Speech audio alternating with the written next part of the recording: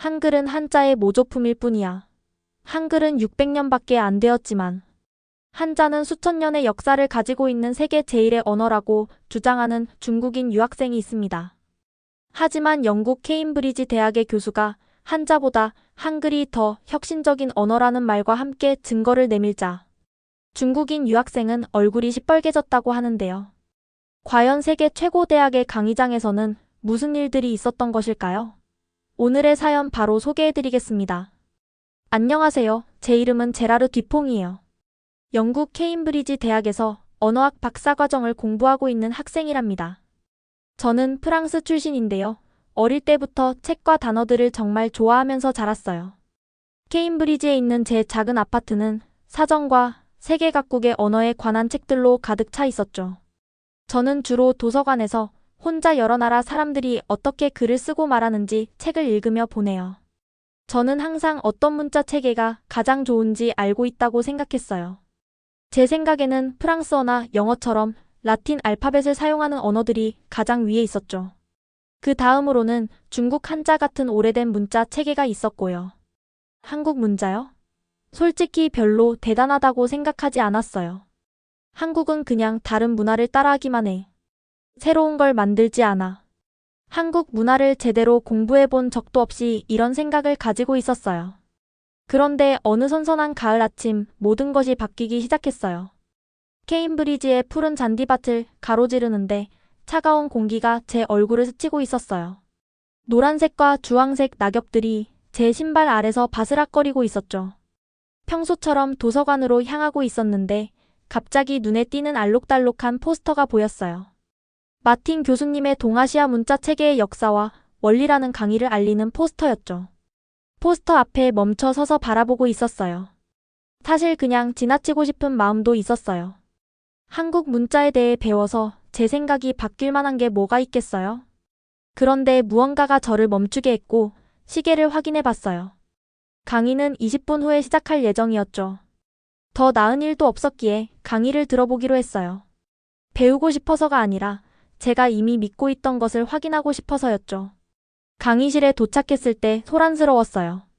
여러 나라에서 온 학생들이 자리를 가득 채우고 각자 다른 언어로 신나게 이야기하고 있었죠. 이건 제가 항상 있던 도서관의 조용한 구석과는 정말 달랐어요. 뒷자리 쪽에 빈자리를 찾아 앉았어요. 앞쪽에서는 중국인 학생 한 명이 주변 소그룹에게 자신감 있게 뭔가를 설명하고 있었어요. 그가 손짓을 하면서 이야기하는 동안 다른 사람들은 고개를 끄덕이고 있었죠. 나중에 알게 됐지만 그의 이름은 리밍이었어요. 마틴 교수님이 강단 앞으로 걸어 나왔어요. 그가 목을 가다듬자 강의실이 조용해졌어요. 여러분 안녕하세요. 그가 말했어요. 오늘은 한글, 즉 한국의 문자 체계가 어떻게 인류, 역사상 가장 과학적으로 설계된 문자 체계 중 하나인지 알아보겠습니다. 저는 거의 소리내어 웃을 뻔했어요. 과학적으로 설계되었다고? 한국 문자가? 분명히 과장하고 있는 거겠지라고 생각했죠. 팔짱을 끼고 자리에 편히 앉으면서 그가 할 모든 주장을 반박할 준비를 하고 있었어요. 머릿속으로는 이미 그가 말할 내용에 대한 반론을 만들고 있었죠. 마틴 교수님이 슬라이드를 보여주며 한글에 대해 설명하기 시작했을 때 저는 모든 새로운 아이디어를 거부할 준비를 하고 있었어요. 하지만 뜻밖의 일이 벌어졌어요. 그가 세종대왕이 1443년에 일반 사람들이 읽고 쓸 수 있도록 한글을 만든 이야기를 더 많이 할수록 저는 점점 더 관심이 생기고 있었어요. 한글의 자음 모양은 실제로 그 소리를 낼 때 혀와 입의 위치를 보여줍니다. 마틴 교수님이 설명했어요. 그는 글자 도표를 보여주며 어떻게 이 모양이 목구멍을 막는 혀의 모양과 일치하는지 보여주고 있었어요. 이건 제가 이전에 배웠던 것과는 완전히 달랐어요. 정말로 문자 체계가 이렇게 세심하게 생각해서 만들어질 수 있을까요? 그것도 우연이 아니라 의도적으로 말이에요. 마틴 교수님이 한글이 부자들만 읽을 수 있었던 한자를 대신해서 일반 서민들이 글을 배울 수 있도록 만들어졌다고 언급했을 때 저는 내면에서 뭔가가 변하는 것을 느꼈어요. 이건 그저 예쁜 글자에 관한 것이 아니었어요. 이건 언어를 사용해 사회를 변화시키는 것에 관한 거였죠. 그때는 몰랐지만 제가 거의 참석하지 않을 뻔했던 이 강의는 언어, 문화, 그리고 제가 깊이 믿고 있던 생각들에 대한 모든 것을 바꿀 여정의 시작이었어요. 케임브리지의 그 가을 아침은 제게 모험으로의 부름이었지만 저는 그 부름에 응할 준비가 전혀 되어 있지 않았죠. 마틴 교수님의 강의를 듣고 나오는데 머리가 빙빙 돌고 있었어요. 한글에 대한 그의 주장들이 믿기지 않을 정도로 놀라웠거든요. 강의실에 무거운 나무 문을 밀고 나오자 차가운 공기가 제 얼굴을 때리고 있었어요. 머릿속을 정리할 필요가 있었죠. 이건 말이 안 돼. 캠퍼스를 가로지르며 혼잣말을 하고 있었어요. 주변에는 케임브리지의 돌로 만든 건물들이 수백 년 동안 그래왔던 것처럼 높이 서 있었죠. 저는 이런 오래되고 익숙한 것들 속에서 편안함을 느끼고 있었어요. 새로운 생각들은 저를 불편하게 만들었거든요. 강의 중에 그 중국인 학생 리밍이 손을 들었었어요. 그가 마틴 교수님에게 질문할 때 목소리에 자신감이 넘치고 있었죠. 교수님, 한자는 수천 년 동안 존재해왔고 깊은 의미와 역사를 담고 있습니다. 어떻게 한글 따위가 한자보다 더 나을 수 있을까요? 그가 말할 때 저도 동의하며 고개를 끄덕이고 있었어요. 이건 제가 정확히 생각하고 있던 거였거든요. 한자는 오래되고 존경받는 문자였어요. 한글은 겨우 몇백 년 전에 만들어졌을 뿐이었죠. 어떻게 그렇게 특별할 수 있을까요? 마틴 교수님의 대답은 저를 놀라게 했어요. 그는 그 질문에 화내지 않았어요. 오히려 부드럽게 미소를 지었죠.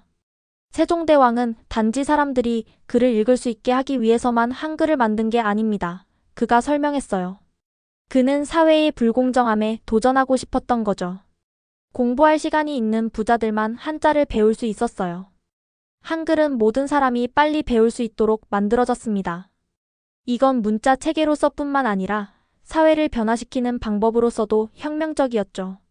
저는 그의 말을 믿고 싶지 않았어요.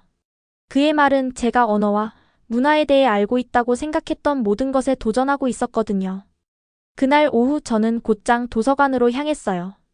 들어서자마자 익숙한 오래된 책 냄새가 저를 반겨주고 있었죠. 이곳은 제 안전한 장소였어요. 여기서 책과 고요함에 둘러싸여 마틴 교수님이 틀렸다는 것을 증명할 수 있을 거라고 생각했어요. 카탈로그를 검색해 한글 가장 혁신적인 문자 체계라는 두꺼운 책을 찾았어요. 제목만으로도 눈을 굴리고 싶을 정도였죠. 책을 집어들고 조용한 구석에 앉아 읽기 시작했어요. 책 페이지에는 한글의 자음이 어떻게 소리를 낼 때의 입 모양과 닮게 만들어졌는지 설명하고 있었어요. 모음은 하늘, 땅, 사람에 대한 생각을 바탕으로 만들어졌다고 했죠. 더 많이 읽을수록 더 짜증이 나고 있었어요. 만약 제가 한국 문화에 대해 믿고 있던 모든 것이 잘못된 거라면 어떡하죠? 만약 제가 판단을 내릴 때 공정하지 못했다면요? 이건 말도 안 돼. 생각보다 세게 책을 닫으며 말했어요. 몇몇 학생들이 그 소리에 짜증난 표정으로 쳐다보고 있었죠. 창피함에 제 뺨이 뜨거워지는 걸 느꼈어요. 하지만 내 안에 무언가가 이 새로운 생각들을 놓아주지 않고 있었어요. 평소에 퍼즐 풀기를 즐기던 제 마음이 이번엔 고심하고 있었죠. 더 많은 정보, 더 많은 증거가 필요했어요. 한 권의 책과 한 번의 강의만으로는 제 생각을 바꾸기에 충분하지 않았거든요. 저녁이 되자 짐을 싸서 도서관을 나왔어요. 하늘은 어두워지고 있었고 길가의 가로등은 하나씩 켜지고 있었죠. 계획 없이 걷다 보니 어느새 캠퍼스 내 한국문화원 근처에 와 있었어요. 작은 따뜻한 빛이 창문에서 새어나오고 있었죠. 문에 붙은 안내문이 눈에 띄었어요. 오늘 저녁 7시 한글 캘리그라피 워크숍. 모든 분들 환영합니다. 시계를 확인해 보니 6시 55분이었어요. 저는 그 자리에 서서 결정을 못 내리고 있었죠. 한편으로는 그냥 지나쳐서 집으로 돌아가 한글과 마틴 교수님의 주장에 대해 모두 잊고 싶었어요. 이때가 제 믿음에 대한 이 뜻밖의 도전에서 돌아설 완벽한 순간이었죠. 관심 없어 혼잣말을 했어요. 난 그저 연구자일 뿐이야. 직접 한글을 써볼 필요는 없어. 하지만 발이 움직이질 않고 있었어요. 창문을 통해 사람들이 종이와 붓을 준비하는 모습이 보였어요. 그들은 웃으며 이야기하고 있었고 행복해 보였죠. 제 손이 문 손잡이에 닿고 있었어요. 마음을 바꾸기 전에 문을 밀고 안으로 들어갔어요. 따뜻한 공기와 함께 잉크와 종이 냄새가 저를 감싸고 있었죠. 그냥 정보를 더 모으러 온 거야. 스스로에게 말했어요. 이건 내가 마틴 교수님의 말을 믿는다는 뜻은 아니야. 하지만 마음 깊은 곳에선 제가 스스로에게 거짓말하고 있다는 걸 알고 있었어요. 저는 호기심이 생겼어요. 정말로 한글이 모두가 주장하는 것처럼 그렇게 놀라운지 알고 싶었거든요. 그리고 그걸 알아내는 유일한 방법은 직접 해보는 것, 편안한 이론과 책의 세계에서 한 발 나오는 것이었죠. 친절해 보이는 여성분이 미소로 저를 맞이해 주셨어요. 우리 캘리그라피 워크숍에 오신 것을 환영합니다. 한글을 쓰는 것은 처음이신가요? 저는 여전히 왜 이곳에 있는지 확신이 없었지만 고개를 끄덕였어요. 그녀는 저를 낮은 탁자의 빈자리로 안내해 주셨죠. 분먹 종이가 깔끔하게 놓여 있었어요. 걱정하지 마세요. 그녀가 말했어요. 모든 사람은 어디선가 시작하니까요. 자리에 앉아 붓을 집어들었을 때 이 작은 행동이 훨씬 더 큰 여정의 시작이 될 줄은 전혀 몰랐어요. 나 자신과 세상에 대해 알고 있다고 생각했던 모든 것에 도전하게 될 여정의 시작이었죠. 한국문화원은 제가 생각했던 것보다 더 작았어요. 방 안은 따뜻하고 아늑했는데 부드러운 노란빛이 모든 것을 평화롭게 보이게 하고 있었죠. 벽에는 아름다운 한국 그림들과 사진들이 장식되어 있었어요. 공기 중에는 먹물과 종이 냄새가 풍기고 있었죠. 방 가운데에는 여러 개의 낮은 탁자가 놓여 있었는데 각 탁자마다 붓과 벼루 그리고 한지가 준비되어 있었어요. 자리에 앉으면서 긴장되고 있었어요. 이건 제가 보통 아파트에서 혼자 책을 읽으며 보내는 저녁과는 완전히 달랐거든요. 주변에서는 다른 학생들이 수다를 떨며 웃고 있었어요. 떠나고 싶었지만 뭔가가 저를 자리에 붙들고 있었죠. 곱슬머리의 키 큰 학생이 제 옆자리에 앉았어요. 그는 친근한 미소를 짓고 있었고 눈빛에는 설렘이 가득했죠. 그는 자신을 카리브해 출신의 발칸이라고 소개했어요. 그의 에너지는 제 반대였어요. 제가 조용하고 생각이 많은 타입이라면 그는 시끌벅적하고 열정적이었죠. 그는 몇 주 동안 이 워크숍에 참석해왔고 정말 좋아한다고 말했어요. 처음이세요? 그가 물었어요. 저는 딱히 말하고 싶지 않아서 고개만 끄덕였어요. 여전히 마틴 교수님이 틀렸다는 걸 증명하러 왔을 뿐이라고 스스로에게 말하고 있었거든요. 부드러운 목소리를 가진 한국인 여성 강사가 한글의 기본부터 설명하면서 워크숍을 시작했어요. 그녀는 한국어의 각 음절이 어떻게 자음과 모음을 사각형 패턴으로 조합하여 만들어지는지 보여주고 있었어요. 마치 블록을 쌓거나 퍼즐을 맞추는 것처럼 보였죠. 한글은 논리적이에요. 그녀가 설명했어요. 각 자음은 소리를 낼 때 입모양을 보여줍니다. 그녀는 큰 종이에 기역 자음을 써서 보여주었어요. 저는 그것이 혀가 목구멍 뒤쪽을 터치하는 모양처럼 보인다는 걸 알 수 있었어요. 그 다음 니은을 보여주었는데 이건 혀가 윗잇몸에 닿는 모양과 비슷했죠. 이건 정확히 마틴 교수님이 강의에서 이야기했던 내용이었어요. 직접 써볼 시간이 되자 조심스럽게 붓을 들었어요. 손에 쥐니 이상한 느낌이었죠. 검은 먹물에 붓을 담그고 강사의 움직임을 따라 해보려고 했어요. 첫 시도는 정말 형편없었어요. 선이 울퉁불퉁하고 고르지 않았거든요. 생각보다 어렵네 속으로 생각했어요. 하지만 포기하는 대신 다시 한번 시도해봤어요. 그리고 또 다시. 시도할 때마다 조금씩 나아지고 있었어요. 연습하면서 뜻밖의 일이 일어났어요. 이 단순한 모양들 속에서 아름다움과 논리를 보기 시작했거든요. 각 획에는 의미가 있었어요. 각 글자는 우리의 입과 목으로 소리를 내는 방법에 대한 이야기를 담고 있었죠. 이건 무작위로 만들어진 것도 다른 문화에서 베낀 것도 아니었어요. 목적을 가지고 세심하게 설계된 거였죠. 발칸이 제 작업을 보려고 몸을 기울였어요. 그는 엄지손가락을 들어 보였는데 제 글씨가 여전히 그리 좋지 않았음에도 불구하고 뿌듯한 기분이 들게 했어요. 다른 쪽에는 일본에서 온 조용한 여학생이 부드럽고 자신감 있는 획으로 아름다운 글자를 만들고 있었죠. 1시간 연습 후 손은 피곤했지만 머릿속은 새로운 생각들로 윙윙거리고 있었어요. 강사는 교실을 돌아다니며 모두에게 조언과 격려를 해주고 있었죠. 제게 왔을 때 그녀는 긍정적으로 고개를 끄덕였어요. 첫 시도치고는 좋은 진전이에요. 그녀가 말했어요. 가장 중요한 것은 구조를 이해하는 거예요. 아름다움은 연습을 통해 오니까요. 워크숍이 끝나자 발칸이 저를 포함해 몇몇 사람들과 함께 캠퍼스 카페에 가자고 초대했어요. 저는 거의 거절할 뻔했어요. 보통은 단체 모임을 피했거든요. 하지만 이 학생들이 한글에 대해 어떻게 생각하는지 궁금했어요. 카페는 붐비고 시끄러웠어요. 우리는 모퉁이에 있는 테이블을 찾았는데 거기에는 이미 몇몇 학생들이 앉아 있었어요. 그중 한 명이 마틴 교수님의 강의에서 봤던 중국인 학생 리밍이었죠. 그는 문자 체계에 관한 열띤 토론의 한가운데 있었어요. 리밍은 한자의 중요성을 강하게 주장하고 있었어요. 그의 목소리는 자신감이 넘쳤고 그가 말하는 사실들도 인상적이었죠. 그는 한자가 어떻게 수천 년의 역사와 깊은 철학적 의미를 가지고 있는지 이야기했어요. 한자는 우리를 고대의 지혜와 연결해줍니다. 그가 말했어요. 각 글자는 이야기를 담고 있어요. 하지만 발칸은 다른 관점을 가지고 있었어요. 그는 한글이 어떻게 복잡한 글자를 공부할 시간이 있는 부유한 사람들뿐만 아니라 모든 사람들에게 읽고 쓰는 능력을 제공했는지에 대해 열정적으로 말했어요. 한글은 혁명적이었어요. 발칸이 말했어요. 일반 사람들이 더 나은 삶을 살 수 있도록 만들어진 거예요. 그게 한글을 특별하게 만드는 거죠. 저는 조용히 앉아 양쪽 의견을 듣고 있었어요. 일주일 전이었다면 리밍에게 완전히 동의했을 거예요. 발칸의 관점은 생각해보지도 않고 무시했을 거고요. 하지만 지금은 직접 한글을 경험해 본 후에는 그렇게 확신할 수 없었어요. 제 생각은 나뉘고 있었어요. 한편으로는 여전히 유럽의 문자 체계가 우수하다고 믿고 싶었어요.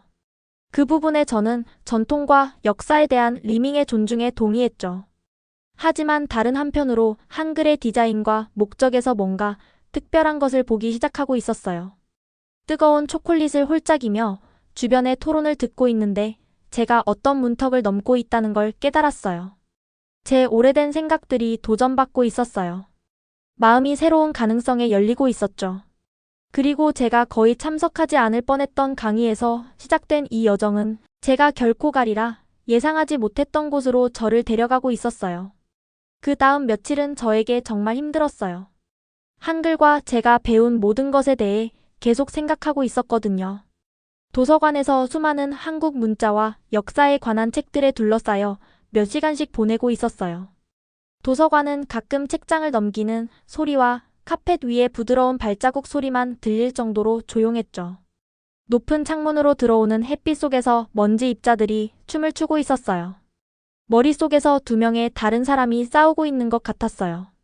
한 명은 한국 문화가 혁신적이지 않다고 믿었던 예전의 제라르였고 다른 한 명은 이제 모든 것을 다르게 보기 시작한 새로운 제라르였죠. 마치 잘 맞지 않는 신발을 신은 것처럼 불편한 느낌이었어요. 책을 하나씩 읽어가면서 세종대왕이 1443년에 한글을 어떻게 만들었는지 배우고 있었어요. 그는 일반 사람들이 쉽게 배울 수 있는 문자 체계를 원했던 거였죠. 그 당시 한국인들은 배우기 매우 어려운 한자를 사용해야 했어요. 하루 종일 일하지 않아도 되는 부유한 사람들만 한자를 공부할 시간이 있었죠. 이건 대부분의 일반 사람들이 읽거나 쓸 수 없다는 뜻이었어요.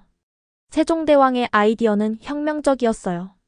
그는 단지 새로운 알파벳을 만들려는 게 아니었어요. 모든 사람에게 읽고 쓸 수 있는 힘을 줌으로써 사회를 바꾸고 싶었던 거였죠. 한 책에서는 제가 멈춰 생각하게 만든 세종대왕의 인용문을 보여주고 있었어요. 우리말의 소리가 중국과 달라. 우리 백성들이 글로 자신을 표현하기 어렵다. 내가 28개의 새 글자를 만들었으니 이 글자들이 모든 사람들이 쉽게 읽고 쓰는 것을 배우는데 도움이 되길 바란다. 책을 덮고 창밖을 바라보고 있었어요. 케임브리지의 오래된 돌 건물들이 제 오래된 믿음들처럼 단단하고 변하지 않게 서 있었죠. 하지만 이제 그런 믿음들이 무너지고 있었어요.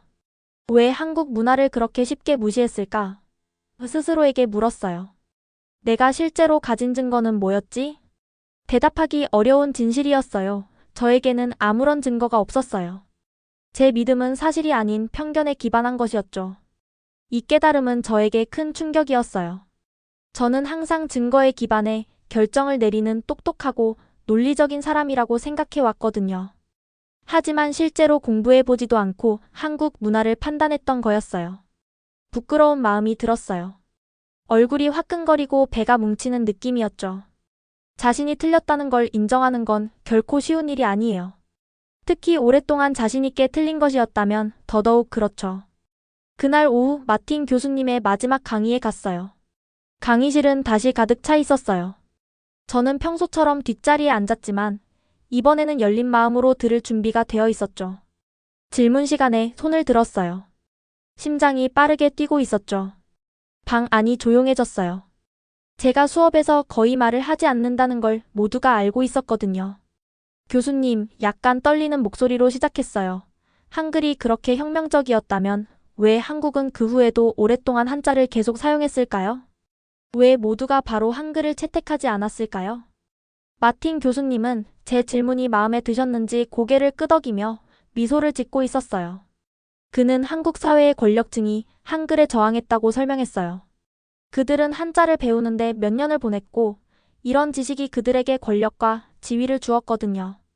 만약 모든 사람이 한글로 읽고 쓸 수 있게 된다면 그들은 사회에서의 특별한 위치를 잃게 될 것이었죠.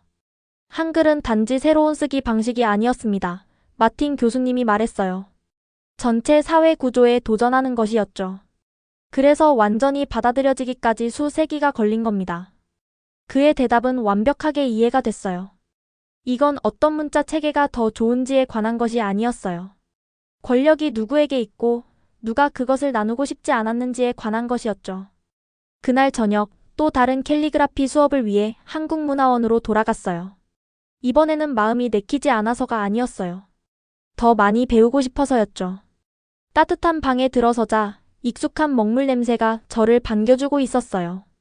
발칸이 방 건너편에서 손을 흔들며 밝은 미소를 짓고 있었어요. 리밍도 거기 있었는데 진지한 표정으로 테이블에 앉아 연습하고 있었죠. 저는 그들과 합류했는데 지난번보다 더 편안하게 느껴지고 있었어요. 우리가 한글 글자를 연습하고 있을 때 리밍이 어려워하고 있다는 걸 알아챘어요. 그의 획은 완벽했어요. 분명히 서예에 능숙했지만 한글에 대해 뭔가 답답해하는 것 같았죠. 쉬는 시간에 그에게 물어봤어요. 그는 수년간의 중국 서예 훈련 때문에 한글의 다른 스타일에 적응하기 어렵다고 인정했어요. 그는 계속해서 한글에 중국식 원칙을 적용하려고 하고 있었거든요. 아마도 그게 문제일 수도 있겠네요. 제가 제안했어요. 우리는 한글을 다른 체계의 관점으로 보지 말고 그 자체로 이해할 필요가 있어요. 리밍은 놀란 표정으로 저를 바라봤어요. 당신의 관점이 바뀌었군요. 그가 간단히 말했어요. 저는 고개를 끄덕였어요. 증거가 그걸 요구했으니까요. 그날 저녁 늦게 한글 글자로 가득 찬 연습 종이를 보면서 명료한 순간을 경험했어요. 종이 위의 단순한 모양들은 단지 소리만 나타내는 게 아니었어요. 그것들은 수세기에 걸친 혁신, 과학적 사고, 그리고 사회혁명을 담고 있었죠. 세종대왕은 단지 문자 체계를 만든 것이 아니라 더 평등한 사회를 만들려고 노력했던 거였어요. 저는 한글을 마스터하지 못했어요. 아직 멀었죠. 제 글자들은 여전히 어색하고 고르지 않았어요. 하지만 더 가치 있는 것을 얻었어요. 바로 제 자신의 편견을 인식하고 극복하는 능력이었죠. 제가 세상을 보는 방식이 바뀌었고 이제 좁은 관점으로 돌아갈 수 없었어요. 이것이 제가 얻은 보상이었어요. 한국어에 대한 지식이 아니라 저 자신에 대한 지식이었죠. 저는 다른 문화를 이해하지 못한 채 판단하는 것이 얼마나 쉬운지 배웠어요. 그리고 자신이 틀렸다는 것을 인정하고 생각을 바꾸는 것이 얼마나 자유롭게 만들어주는지도 배웠죠. 붓과 종이를 정리하면서 뭔가 더 가벼워진 느낌이 들었어요. 마치 제가 짊어지고 있는지도 몰랐던 무거운 짐을 내려놓은 것 같았죠. 한글과 함께한 여정은 제가 전혀 예상하지 못한 방식으로 저를 변화시키고 있었어요. 겨울 눈이 녹고 케임브리지 주변에 봄꽃들이 피기 시작했어요. 새들은 나무에서 노래하고 있었고 학생들은 푸른 잔디밭에 앉아 따뜻한 햇살을 즐기고 있었죠. 학기가 끝나가고 있었고 저는 큰 결정을 내려야 했어요. 작은 아파트 창가에 서서 오래된 대학 건물들을 바라보고 있었어요. 제 방의 모든 곳에는 종이가 널려 있었죠. 한글에 관한 메모, 문자 체계 도표, 그리고 한국 문화에 관한 책들이요. 제 박사 논문 주제는 아직 결정되지 않았고 시간은 점점 줄어들고 있었어요. 몇 달 동안 문자 체계가 사회에 어떤 영향을 미치는지 공부하고 있었어요. 한글이 어떻게 일반 사람들이 읽고 쓸 수 있도록 만들어졌는지, 그리고 부유하고 권력 있는 사람들이 어떻게 자신들의 특별한 지위를 유지하기 위해 한글에 저항했는지 말이에요. 이제 제 예전 관심사들은 지루하게 느껴지고 있었어요. 어떤 문자 체계가 최고인지 증명하는데 더 이상 관심이 없었죠. 이제는 글쓰기가 어떻게 사람들의 삶을 바꾸고 더 공정한 사회를 만들 수 있는지에 관심이 생겼어요. 그날 아침 결정을 내렸어요. 두근거리는 마음으로 지도 교수님 사무실로 걸어갔죠. 복도가 평소보다 더 길게 느껴지고 있었어요. 벽에 걸린 옛 교수님들의 초상화가 제가 지나갈 때 저를 지켜보는 것 같았어요. 새로운 연구 주제를 말씀드렸을 때 지도 교수님은 놀란 표정을 짓고 계셨어요. 저는 15세기 한국에서 한글의 창제가 사회를 변화시킨 다른 문자 체계들과 어떻게 비교되는지 연구하고 싶었거든요. 제라르, 이 관심이 어디서 생겼나요? 교수님이 물으셨어요. 이전 연구와는 아주 다르네요. 어떻게 대답해야 할지 고민하고 있었어요. 한국 문화에 대한 제 편견에 대해 말씀드려야 할까요? 제가 얼마나 틀렸었는지, 한글을 배우는 것이 어떻게 단지 제 연구뿐만 아니라 저라는 사람을 바꿨는지, 제 관점의 한계를 발견했다고 할까요? 간단히 대답했어요. 교수님은 고개를 끄덕이며 제 주제를 승인해 주셨어요. 사무실을 나오면서 제 인생의 새로운 장이 시작되고 있다고 느꼈어요. 그 후 몇 주 동안 제 일상은 새로운 패턴으로 자리 잡았어요. 아침에는 도서관에서 연구하고 글을 쓰고 있었죠. 오후에는 리밍을 만나 동아시아 문자 체계에 대해 토론했어요. 그는 한자에 대해 정말 많이 알고 있었고, 저는 매일 한글에 대해 더 많이 배우고 있었죠. 우리는 함께 이 다른 시스템들이 어떻게 그들의 문화를 반영하는지 탐구하고 있었어요. 일주일에 한 번 발칸의 문화교류 클럽에 참여했어요. 다른 나라에서 온 학생들이 그들의 언어, 음식, 그리고 전통을 공유하고 있었죠. 심지어 한국어 수업도 듣기 시작했어요. 새로운 한국인 친구들과 기본적인 대화를 더듬더듬 나누면서요.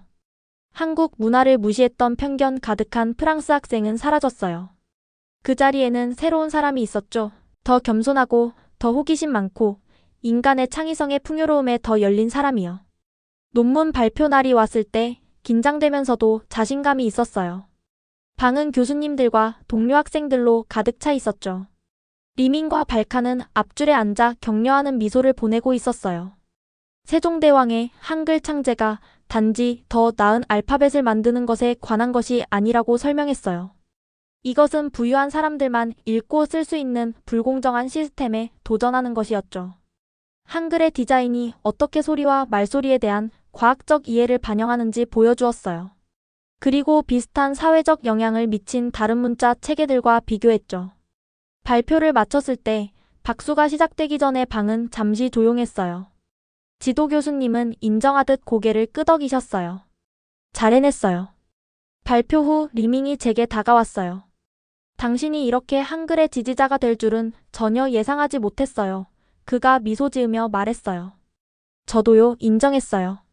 일주일 후 이메일을 확인했는데 제 심장이 멈출 뻔한 메시지를 발견했어요. 한국 서울의 연구 프로그램에 합격했던 거예요. 한 해 동안 그곳에 머물며 한국어를 향상시키고 한글의 사회적 영향에 대한 연구를 계속하게 될 거였어요.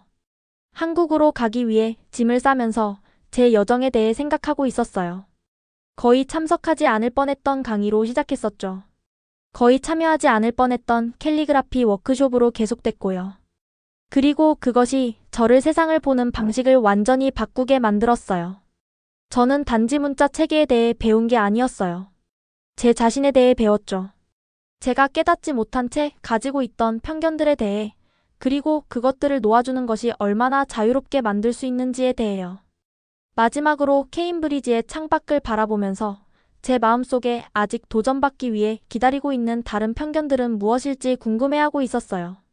어떤 다른 문화들을 이해하지 못한 채 무시했을까요?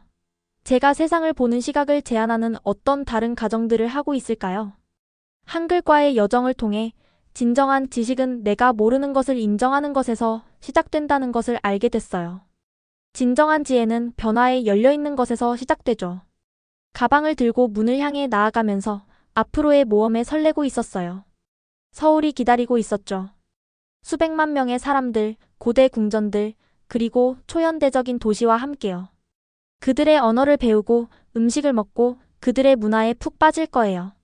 문자 체계에 대해 모든 것을 안다고 생각했던 프랑스 소녀는 사라졌어요. 그 자리에는 배우기를 열망하고 놀라움을 받아들일 준비가 되어 있고 지금까지 이끌어준 여정에 감사하는 젊은 남자가 서 있었죠. 한글 여정은 제 연구, 제 진로 계획, 그리고 제 우정을 바꿨어요. 하지만 가장 중요한 것은 그것이 저를 바꿨다는 거예요. 그리고 제 비행기가 서울을 향해 이륙하면서 이것이 제 이야기의 끝이 아니라 단지 시작일 뿐이라는 것을 알고 있었어요.